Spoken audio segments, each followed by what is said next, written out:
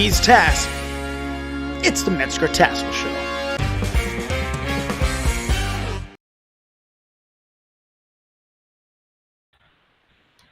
Hello, Mr. Shane. Good afternoon, Mr. Mike. How we doing, my man? I'm well. And you? Oh, he wants me to tell you the Uncle Mike story.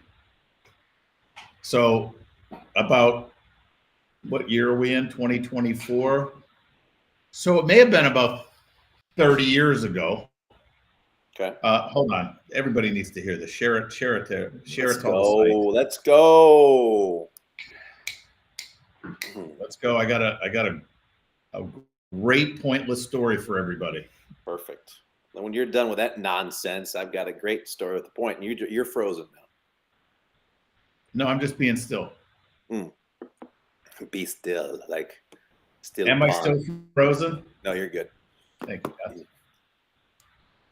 You are good.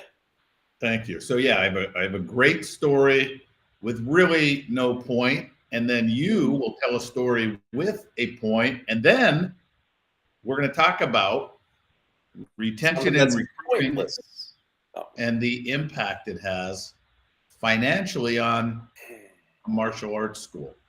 But most people think they already know the impact it has on a martial arts school.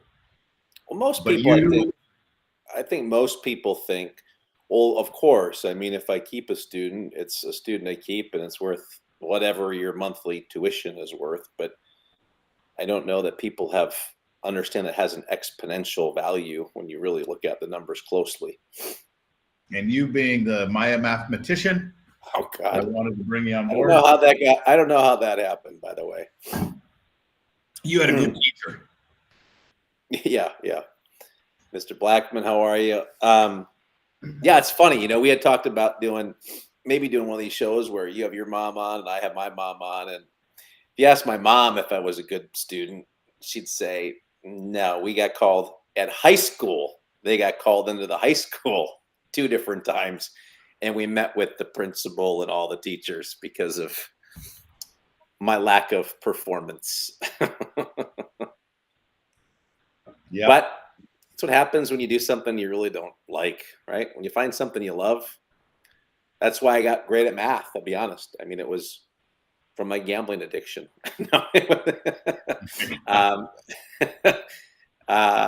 No, but it was when you find something that you love and you enjoy, you start the things become easier and you become more passionate, and then you really still start peeling back layers of the onion, which is pretty cool. Mr. Maddox. Well, it's also because we probably talk about numbers 2 to 3 times a week. Yes. And what those numbers reveal. Right. But anyway, hey, if you're on and you want to hear a pointless story, give me a thumbs up. If you don't, give me a thumbs down. So let's just see if we get one or the other. I bet we don't get more than 5 people to respond. Mr. Blackman's going to play along, give you a thumbs up. So there's one. Come on, Mr. Blackman. Come on, sir. Do it now, Mr. Blackman, before you get up. Oh, we got 3 and 1. 3 and 1. Look at that. That's enough. That trumps all of them. There we go. There it is. Oh, it's a lucky number 4. Look at that, Mets. 4 thumbs up means you are on. Story time with Uncle Mike. Miss Julie. So maybe she heard you tell him the Uncle Mike story. The Uncle Mike story that's what I require all the staff members to address me as. That's it. That was great. Aren't you guys here it is. Here it is, everybody. So again, it was funny when it happened, but 30 years ago or so, when I was teaching, one of my students' parents went to Korea, and I have a Taekwondo background, so went to Korea and had a guy in Korea hand embroider a black belt for me, and it was in Korean. And he said, this says the name of the school, my school, and this says Mr. Mike, right? On the other side. Well, fast forward where we have apps where you could just go to Google Translate and hold it over to see what it really says. It says United States Taekwondo Federation on one side, and it says Uncle Mike on the other side. So all these years, I've been wearing a belt that says Uncle Mike on it. So anybody that I've been around, plenty of Korean people over the last 30 years in training, and they probably just didn't want to ask, why does your belt say Uncle Mike? But anyway, it was, here, look at Mr. That's exactly, there it is. That's what my belt says right there. Wow. Mr. Lockett, impressive. Now, do you read that from right to left? Don't know. Mr. Lockett decided to put Egyptian hieroglyphics up there. That's not Korean, Tass. That's Hangul. That I can recognize. Well, look at you. That's about all I got.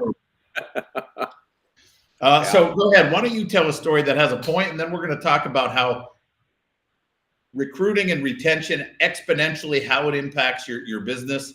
And there's a reason behind this topic here. So 10 years living in Korea, we'll do that. So it's funny, Mr. Lockett, that for 30 plus years, I never wore this belt until my original black belt. I went to tie it, and it was so frayed, it ripped. So then I started wearing this belt, and that's the only belt I wear.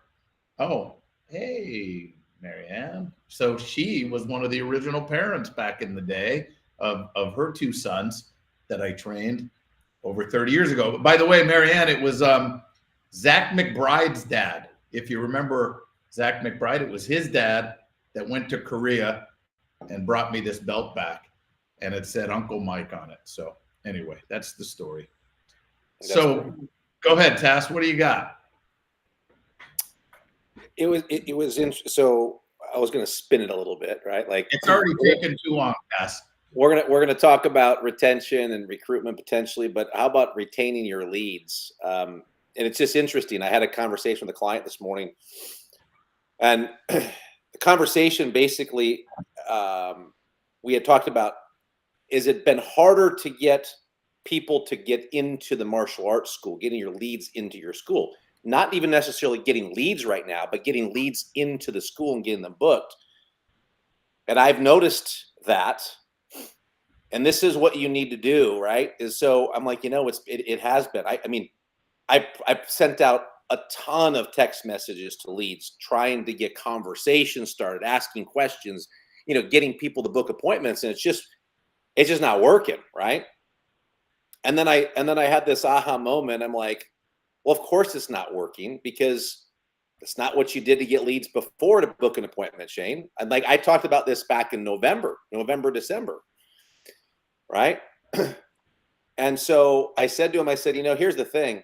I said, you watch. I'm going to change my approach. I'm not going to text them. I'm going to pick up the phone when the lead comes in, and I'm going to call them. And I said, and you mark my words, I'm going to start booking more appointments. I was like, yeah, do you really think that's what it is? I said, I do. Literally, I hung up the phone with him. I looked at my phone. I had a new lead that had just come in about 20 minutes prior to that. I pick up the phone. I call the lead. Well, once you imagine that they answered the phone, and I booked the appointment. So I called my client back and go, just wanted you to know, literally I called them back like 8 minutes later, like proof positive. When you call your leads early on, when you get the lead, they actually will answer the phone and book the appointment. Now, of course, someone's going to say, well, we call our leads and they don't always answer. I'm not saying they always answer, but what I'm saying is, here I've been sending texts. I sent out 20 plus text messages this morning to leads, and I had one phone call. I did not book one appointment from 20 text messages. I'm 1 for 1 on calling out and making a phone call. So the answer is that, it works better than texting your people. And some of you are going to say, well, not in my area. People like to get text messages. Okay, great. Then keep doing text, right? But it's interesting. And I had to have that aha moment, because I was just maybe I just slipped into well, let me just make this easier. Let me reach out via text and see if I can get a response. But it's got to be a phone call. Got to be a phone call. 100%. And you know the 5 levels of marketing. I mean, but we won't go into that seminar. Most personal, right?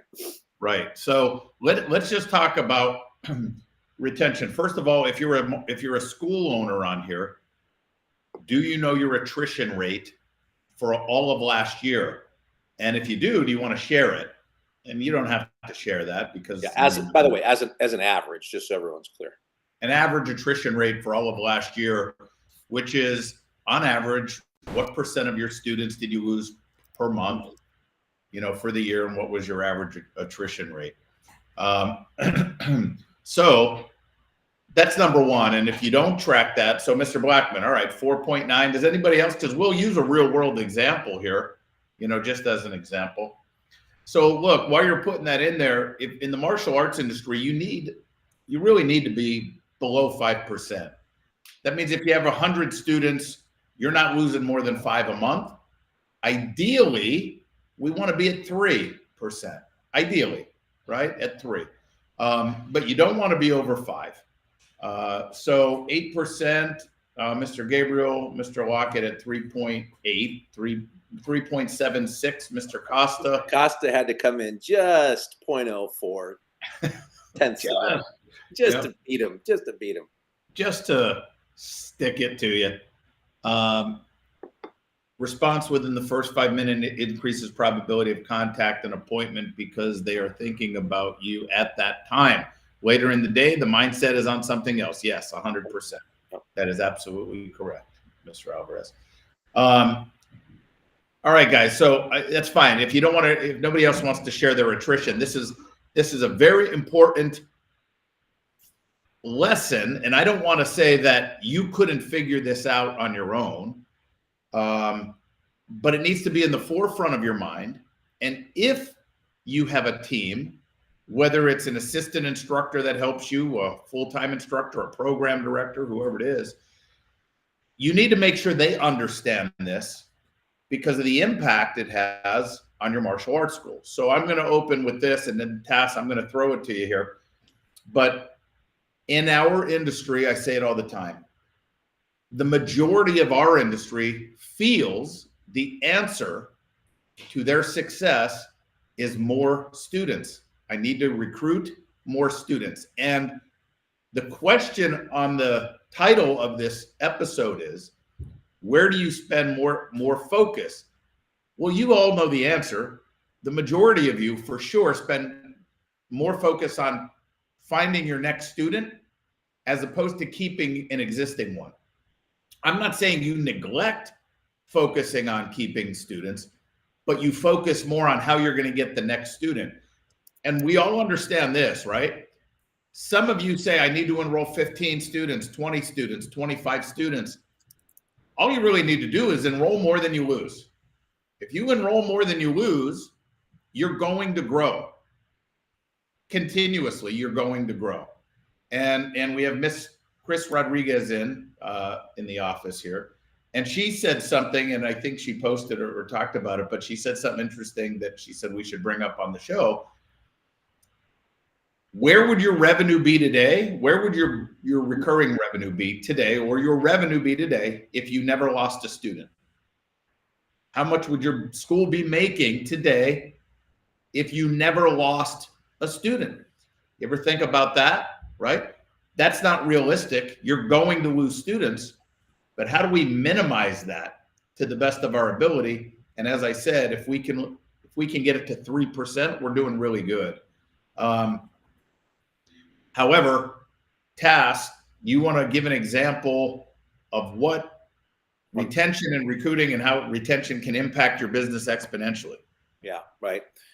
So I'm just going to use an attrition rate of, I'll say 8%, and I'm not picking on Mr. Gabriel here, by the way. I just want you guys to understand. Sometimes when we put that attrition rate down, that number appears to be low. Like, okay, 3%, 4%, 8%. Doesn't matter what number you put there, but I need you all to understand, like, if you have an 8% attrition rate, do you understand that on average, you're turning your school over in about 13 months, right? It's 100% turnover in about 13 months. Now, That's not saying that you don't keep people longer than 13 months. I want to be clear about that. But if you have a 8% attrition per month for 12 months, that's 96%. There's a 96% turnover in your school. And we found, right, and this is why there's books written about this. We just talked about this the other day, did a quick glance and a quick look. And, you know, a lot of those students happen to be white belts and yellow belts, right? They're early on in the game, right? So what is your onboarding process and how do you, that's a whole different topic, right? But let's just use 8% as a number. So if your attrition is 8%, by the way, if you're sitting at 3%, you're like, well, I'm doing really good. Yeah, that's 36% a year. So every 3 years, you're going to have a 100% churn rate in your school, right? So it is good. And we just use those as metrics and guideposts. But if you have an 8% attrition as an example, right? And you say, well, geez, Metzger's on here saying we really need to be below 5, ideally 4, but really, I mean, 3. Like, well, there's a lot of numbers. Like, okay, well, I got to increase my retention by 5% or decrease my attrition by 5%. That can be a big push in a tall order. But if you just look, if you went from 8% to 7%, right? If you got better, 1% better at retaining students and lowered your attrition by 1%, well, what would that mean for you? Well, if you're in a school that had 200 students, as an example, you can do this 100, 200, doesn't matter. I'm just using round numbers to make it easy. But at 8% attrition means you're losing 16 students a month, right? You're losing 16 students every month. Well, what if you got that down to 7%? Well, now you're losing 14 students a month. You're like, yeah, big deal. It's 2 students a month. Well, it's 2 students a month this month and next month and the following month. And over the course of 12 months, that's, here comes the math, that's an additional 24 students in your school that you've retained over the course of that 12 months. So now as you move into month 13, and some of us, we don't like to hear this math because we're like, it takes too long, right? You're going to see incremental increases in month 1, month 2, month 3, but over the course of 12 months, moving into month 13, what does that mean? You have 24 more students in your school. Well, pick a number.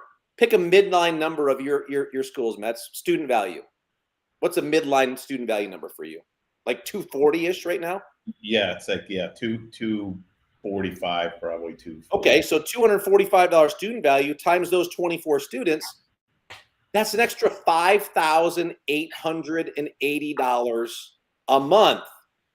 So arguably over the next 12 months, if you can continue that, right, that's an additional $70,000 in revenue in your school because of what you've retained. It's not $150 or $180, you know, because that's what they pay for tuition, right? It's based off of your student value.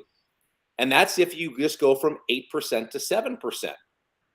I mean, if you went from 8% to 6% and you were losing 16 and now you're losing 12, you have 48 students. That number, by the way, going from 8% to 6%, that takes you from $70,000 a year to $140,000 a year, and you're not even in the neighborhood of where we want to be. And again, this is not Mr. Gabriel that I'm picking on you, right? Yeah, $230,000. So 240. That would, by the way, 240 was all of last year. The average of all of last year. 239 what? Because give me some kudos. I was freaking like within pennies away from your student value. Yeah, but I won't give you kudos. All right.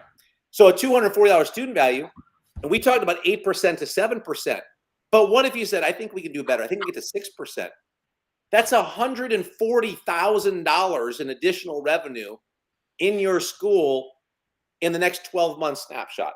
And continued, by the way, when you get that under control, that continues over and over and over and over.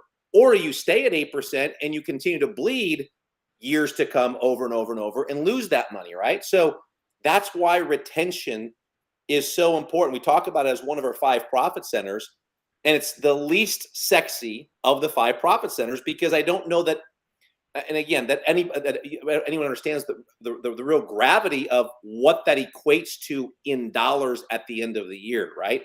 And it's a huge amount. So if I asked you, would you rather sign up, you know, an extra 2 students a month, right? Or would you want to keep 3 students or keep 2 students? I mean, you can do either way. Like you can retain them or you can enroll them, or by the way, you can do both.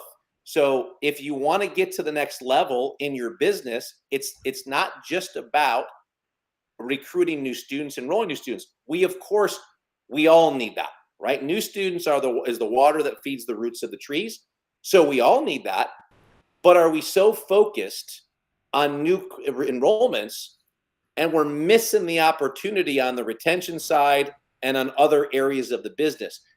There's a few schools I don't even talk to them about recruitment because they enroll 50 students a month in their school, right? But if they have in one case, there's a 9% attrition rate and they don't have nearly the upgrades, taboo topic, that they should have. But in a school that size, it's $750,000 they're hemorrhaging because of what they're missing on the back end. If we said, well, let's just focus going from 50 students to get 70 students a month, that doesn't fix the problem. There's a big gaping hole. Let me jump in here because, again, I don't know who's watching this right now, but, you know, we market Maya. We market Maya. We market our seminars or events. And there's a specific gentleman, but we see this all the time, that on every video, everything we put out there, he does a laughing, crying emoji. As if it's just, I don't know what's so funny. And because I don't know how to tag people, I tried to comment and tag him and said, sir, just want to know what's so funny, you know, on every video. First of all, you show that you're just not normal. That, like, I think the majority of you, maybe for all the normal ones on here, if you see something you're not interested in or you don't like, do you take time to start commenting or do you just keep scrolling through and ignore it, right? Oh, these guys are all about money, this, that, and the other. But here's the important thing. Do you understand what Tassoul just said? This is what I mean. We have systems to retain your students better, right? And you're going to make an extra hundreds of thousands of dollars, whether it's in 1 year, 2 years, depending on how many students you have in your school, hundreds of thousands of more dollars in your school. And it appears we're all about the money, when really we're all about retaining your customers better, which equates to money. And I don't understand this damn industry where they start getting, one of my team members just told me yesterday, somebody said, I don't know if they took the post out, I don't even know, but true martial, it was something, did you see it? I don't know. True martial arts, you know, isn't about the money, this, that, and the other. Shut your mouth, dude. I mean, come on, please. If you do a better job at teaching martial arts, inadvertently, you will generate more revenue to then pay your students when they want to become instructors to impact more lives. I don't know what country we're living in today. I really don't. I mean, it's just mind-boggling to me on our thought process, whether you agree with certain points or not, whether you agree or not. We live in a country where you need to know how to generate revenue or you're going to be homeless. I mean, that's just the bottom line, or you're going to struggle. So we're talking about retention, to do a better job at what you're doing, retain your customers longer, but we talk about the impact it has financially on your business. And as soon as we start talking about financially, we lose a lot of people. Am I really the only person that understands or thinks this way? I mean, actually, no, I'm not. The other one is right there across the screen. The other one is right here to my right. And there's a handful of people that get it and understand. But this industry, a lot of people in this industry, for whatever reason, I think we know the reason. It's insecurities, Tass. It's because we're struggling, because we have to have another job, because I can't have the lifestyle that I want, because I can't hire my instructors and give them a full-time salary, health benefits, retirement, but because I can't do that, I'm going to bash the people who can and say it's not true martial artists, it's not this, it's not that. And it's just, if you guys would get out of your own way, you can change your life and your business life and your student's life, or you could just put a laughing emoji at what I just said. I just don't get it, man. I don't get it, but I want to get it. That's why I challenge people that put these posts out there, because I really want to understand your thought process. I want to understand where it is. But real quick, he didn't say improve your retention by 3%, 4%, 5%. He said, improve it by 1%. Whatever it is, improve it by 1%. Now, if your attrition rate is at 3%, right, just keep doing what you're doing. Don't sit there and focus on how to make it 2% or 1%, or you're going to fight a losing battle. So 3% is great. Go ahead, Tass. you just said something extremely important. By the way, Mr. Bautista, good to see you. You said something extremely important. Keep doing what you're doing. Now, I made a mistake years ago, right? So when I had both my locations, right? One location had an attrition rate of like, I don't know, 2.8%, I think it was, right, for the year. And the other one was at whatever it was, right? It was more than that. So we focused on the attrition rate at the one school. The other school, I said, guys, I don't even want you to worry about it. You guys are fine. Well, that was a mistake because I didn't say keep doing what you're doing. I said, I don't even want you to worry about it because 12 months later, that attrition rate was 5.8%. So that's a really important statement. Whatever you're doing, keep doing what you're doing. And if you don't know what you're doing, you got to figure out what you're doing, because if it starts to creep up, you've got to go back. Just like me. If I'm not booking appointments via text, I got to remember, well, what was I doing to book the? Oh, I got to pick up the phone and call them, right? Yeah. You got to remember what you were doing. And for your team has to know, what are we doing to retain students as well? Mr. Blackman, if you're still watching, before we started working together, and when we started working together in the beginning, if I remember correctly, and I may not be remembering, it may be somebody else, but didn't you have a very high attrition rate? And if you could just let me know or put it in there. And if you did, what was your attrition rate? Yeah. Well, I won't say it out loud. But yes, and also a not so good student value. Maybe that's what it was. Right? Uh-huh. But here's the other thing, guys. Listen. But it was fantastic this last year. It was great. The student value? Yeah, he broke 2. Fantastic. I mean, here's the other thing, though.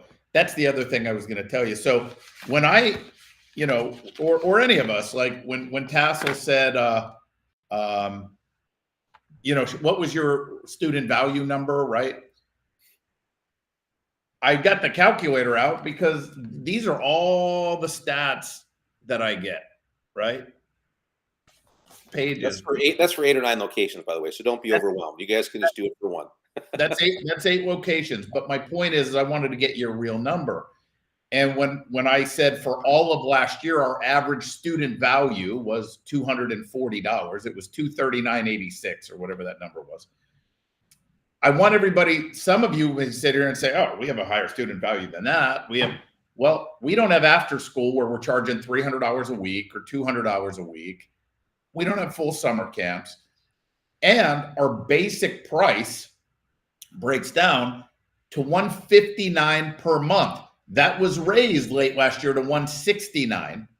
But for the majority of last year, we managed to get an average value of $240 with a basic rate of $159, right? $160. So this is a huge ordeal too in the industry, which is another topic.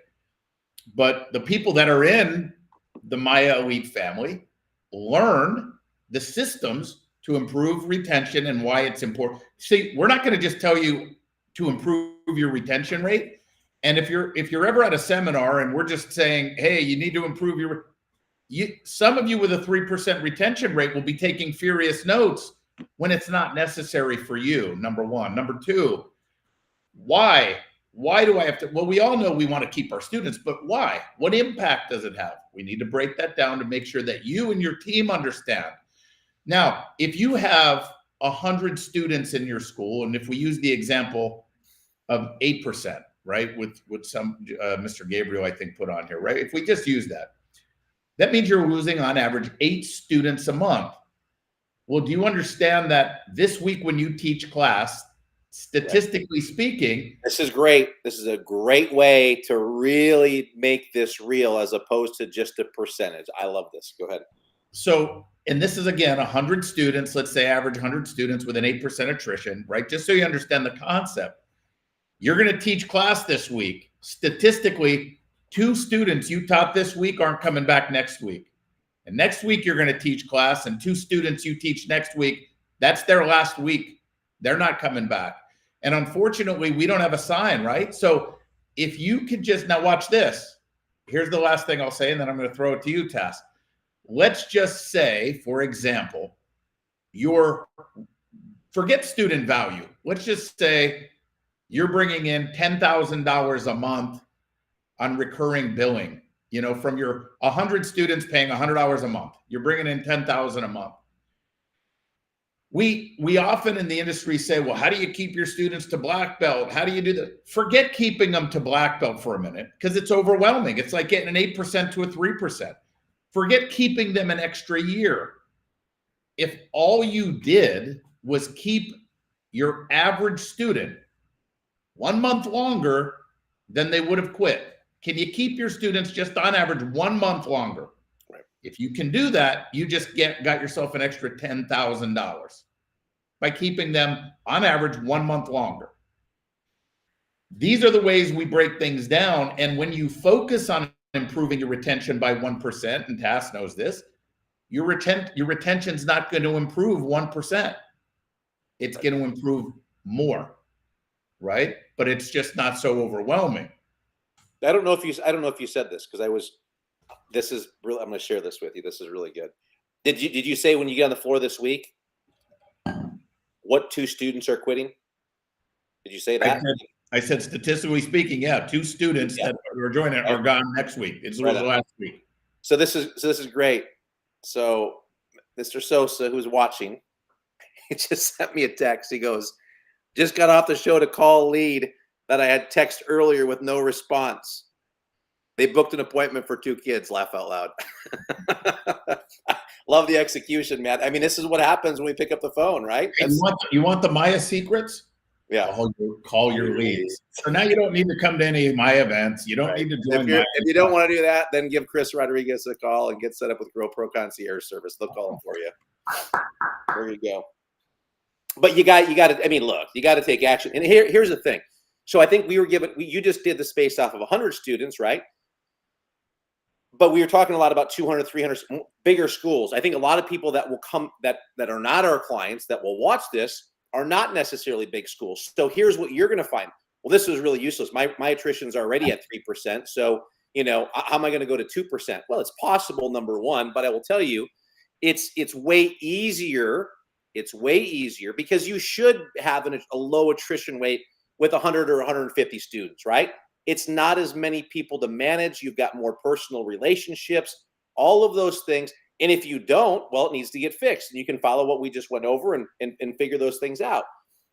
But it's way easier to enroll, right, an extra student or 2 than it is to reduce your attrition from 3% to 2% or 3.5% to 2.5%, right, as an example. But then you got to back out your numbers and you got to look at it and say, okay, even if you have a 3% attrition rate with 100 students, you're losing 3 a month. Well, are your marketing efforts, because a lot of those schools that have 100 students, you may not have a website, you may not have any source of leads coming in. You might only enroll 1 or 2 students a month. And the problem is you're not hitting your break even, right? You're losing 3, but you're only signing up 1 or 2. Well, what could you do that you could get off of my edge where you could enroll 3 or 4 more students every month and actually have a net gain of students and grow your school? We all get to it. 100 is kind of the first plateau for people, right? Because they get there, if they average a 4. And by the way, we're given statistics, right, based off of people who actually track them. There's a whole nother group of people that don't, the majority that don't even track them, which that we get what we focus on. So if you don't even track them, you're not focused on them, I got to think the attrition's even worse for those schools because they don't even look at it, right? So the number in the industry could be as high as 10% across the board or higher. This is just for people that are tracking. But if you looked at that and you said, well, what could I do to get an extra, couple students in my school and make sure I'm always breaking even, right? If I have 100 students and I'm losing 5% a month, I'm losing 5 a month or 4 a month or whatever it is. And you're typically going to enroll 4 or 5. And you have to remember what got you to where you are is not going to get you to where you want to go. Yes, 3 things. You can reduce your attrition.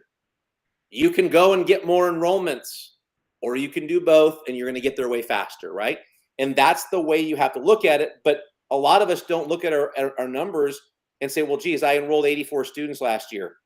Okay, well, what does that mean? Well, I guess on average, that's 7 a month. Well, man, I lost 10 a month. When you I don't care if the number, our number, I'll give you our number. Our number last year was we lost 11, we enrolled 11 on average.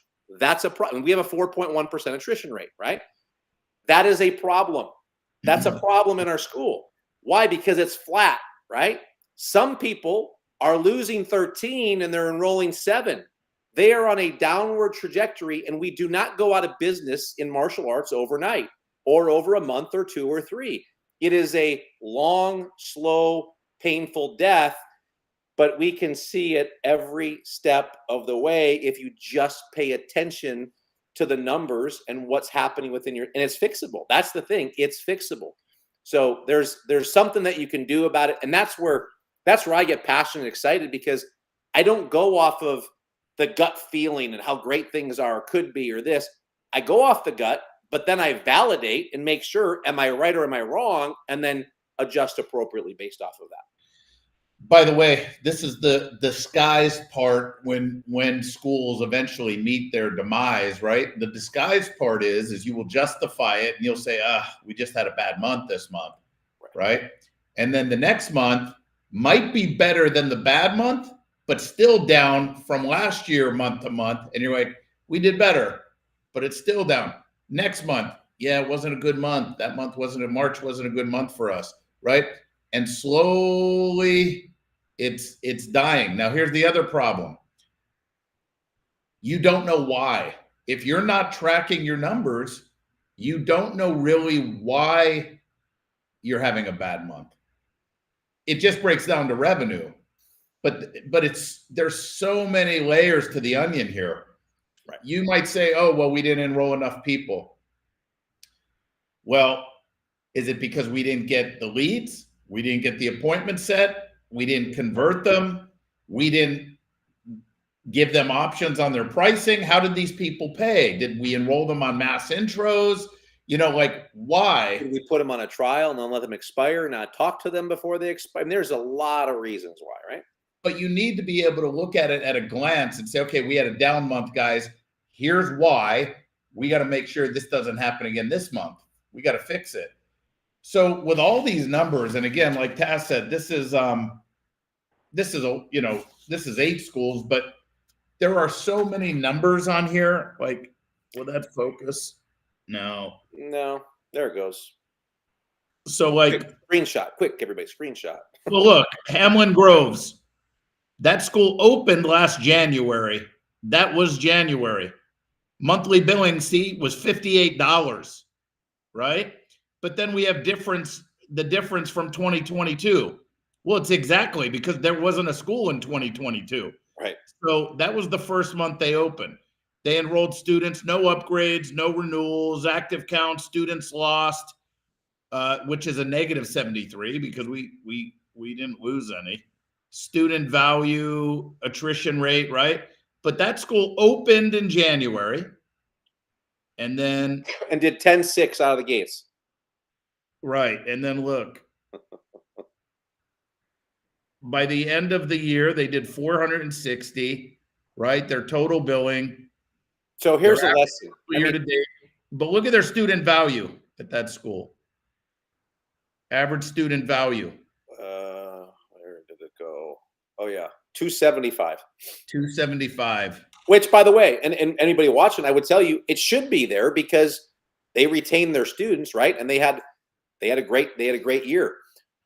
But that's go ahead, Tess. That's their first year. Like for me, watching this, right? Like I've been in business for almost 30 years, and I look at that school and I look at what they accomplished in 12 months.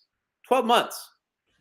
It took my school probably 15 years to be able to have a $400,000 a year, right? And that was almost 500, wasn't it? Almost 500, 480. 460, and I just want to say the 460 for the year, but this is 45 minutes away from any of our other schools. It's in another part of Orlando we're starting to go into, but so there was no transferees. Correct. It wasn't like we had existing students that moved into that school. That school started with 0. They opened up mid-December before the holidays, had this influx because we were doing pre-grand opening specials. There's a whole system to this pre-grand opening, but we didn't open until a week or two before we stopped. Right. January was the first month we were open. But here's the thing. What I was going to say is I would get extremely motivated by like, they did that in freaking 12 months. So here's the mindset, right? The mindset is go to your school today, pretend it's day one of a 12-month, you're opening today. And what would you do today if it was a new school? Like, what would you do? Because you fall into, just like I fell into, I'm going to text the lead and see if I can get him. You fall into some bad habits and you got to pull yourself out. And I remember I had one of my former instructors from 20 plus years ago said, "Hey, sir, I'm going to move. I'm moving 2 hours away, whatever. My mom's sick, this, that, whatever." And then he decided he was going to open a school, right? And he opened a school. We have a great relationship today, but he opened a school.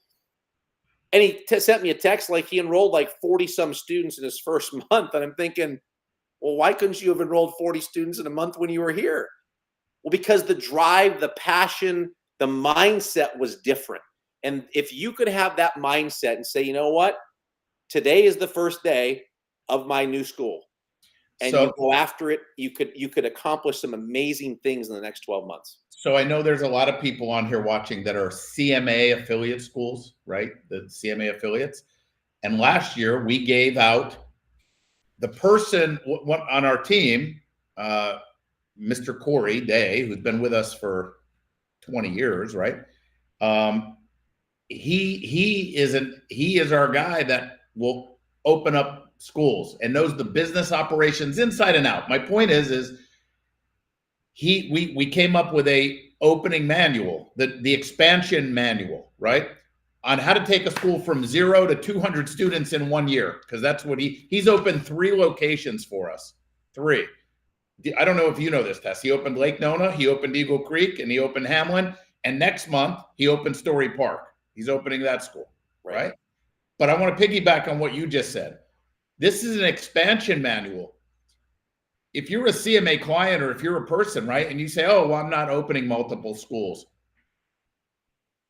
Take that manual, pretend it's day one, and do what we did when we had 0 students in the building. What did we do to get it from 0 to 460,000 that first year in revenue and 200 students? What did we do? Do that, right? Just do that and stay focused as if it was day one. And look, some of you think that you may have to, well, you may be the person to have to do that in your school. But I remember last time I was down and you're opening a new school and Metzger is driving me to the airport and we're having a conversation and he stops and he's like, he turns his head. He goes, "Oh my God, that's where our new school's going?" Like he didn't even have any idea. And by the way, he hasn't been to, I don't even know if you've still been to the new school that opened over a year ago, never even stepped foot into it, right? Because why? Because it's a system, right? And you've got someone that does a phenomenal job running the system and believes in the system. And so Tess, when you say stuff like that, you got to know how this industry thinks. So let me say that. No, I've never seen the Hamlin School. I've never been there, never saw it. But remember, we have 8 schools. Chris Rappold was just here for a whole day on Tuesday. We have Mr. Mike Dillard and some Century executives in yesterday. They're about to walk in any second now. And my point is Chris, Master Chris Rappold, right? Captain of Team Paul Mitchell, successful school owner, whatever. Not whatever, but I'm not going to give the highlights here. But my point is very credible, very great person in the industry, good friend. I train all the time. And when you say, I've never even been to my school, people might think, well, that's just ridiculous, right? All of a sudden, people will think, I don't teach any classes. I don't train. When you have 8 schools, I'm not driving 45 minutes to that school. I'm going downstairs to my school that's right here. And I train 3 to 4 times a week, except for the fact that I'm injured right now and my back is out. But Chris, the reason I bring Chris up is when he was here and he sees all this stuff, he goes, and Master Dave Kovar told me this. Dave told me this. You got to post that. You got to post it. You got to show people that you train. And it's just my personality that I don't post my trainings. And I agree with them. Maybe I should, because it would maybe give me a little bit more respect for the martial arts people who don't like just hearing me talk about the money or the finances. And Tass, you and I have this conversation. But this is my job in the industry. But maybe I should show people that I train in martial arts all the time in the mornings before I come up to my office. And maybe that would get more people to say, okay, now I want to hear what he has to say.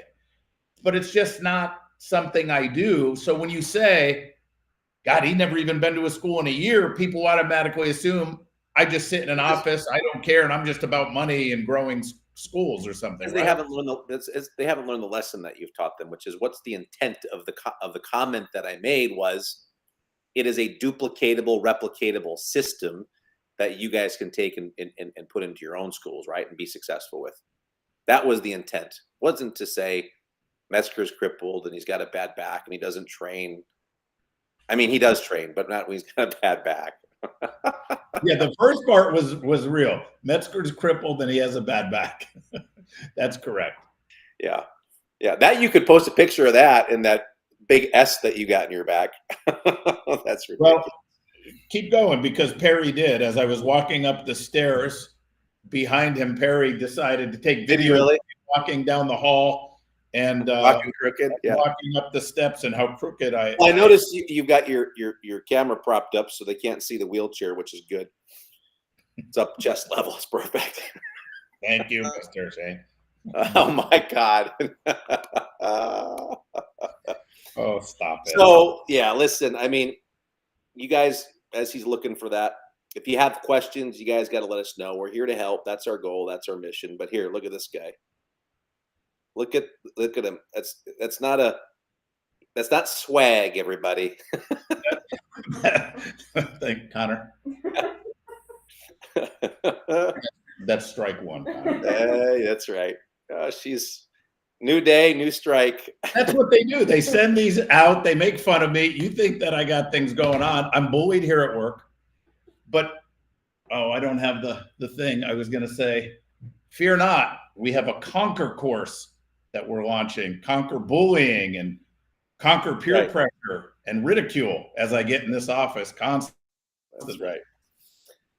So, hey, did you see this? Mr. Blackman's post, his attrition was his student value was $90 prior to coming out with Maya. Oh, yes. Right? That's crazy, right? Student value was 90, and now you said it was over 200, or it was 200? 200, yeah. By the way, guys, this is something to share, Mr. Blackman, if it's okay with you, but you're putting your student value out there. So how many students does Mr. Blackman have, roughly? Just call it 450. It will be close. All right. So everybody, I want you to make sure you understand. So when you have 400, and this is the thing in the industry, I got 450 students, that. Don't listen to just that. It doesn't stop there. If somebody has 450 students and say, well, how much do you gross? So Mr. Blackman, when he started at a $90 student value with 450 students, average was that. So look at he put 450 in there. See, Rodriguez says I need to have notebooks and I got to keep track of people. Here's the deal. With the same active count of 450, by understanding certain systems, same 450 students. Instead of grossing 40,000, we're now grossing 90,000 a month, right? As an average, right? These are the things that people just need to understand in our industry, and understand that it's not all about you, right? We're not trying to get you rich. We're trying to keep this industry professionalized. We're trying to keep you from going out of business, and we're trying to expand and make a bigger impact with martial arts by allowing you to have enough revenue to hire people, bring them on board, give them real career paths, so we can expand and teach more people. But then people say that's not what martial arts is. Well, if you are the only one that can impact, when you die, it's over, unless you have students that decide, I'm going to open a school and struggle like my instructor struggled, as opposed to go be an engineer, an attorney, a doctor, or whatever. Compete with that, guys. Compete with those professions. You know, get out of your own way and don't take advantage of people. Don't nickel and dime people. Just know how to run a business properly. That's it. Well, I think you got listen, we gave you guys a tip earlier, call your leads when they come in. I'll give you another tip for retention. It's something you probably have never heard before. If they haven't been to class in 7 days, pick up the phone and call them. You'll be amazed what will actually happen, right? And Mr. Bautista, if he's still watching, I'll never forget, right? Like, I mean, this is years ago. He's like, he did the miss you calls, and that night I think we had like 6 people come in. And he's like, "Sir, the miss you calls work." I said, "Well, that's why we do them, right? You guys all know the line, right? People don't care how much you know till they know how much you care. And by calling people, checking on them, are they okay? When will we see them next for class? That's just one small thing that you can do for retention. That is not our system. That's one small thing that you can do. By the way, our system is don't have any MIA calls to make. Right. That's the system. So, all right. Well, thank you, Tass. Thank you. Yeah, It's you're always welcome. a pleasure. No, the pleasure was all mine. Thank you. Yeah. Tass. You have a busy rest of the day.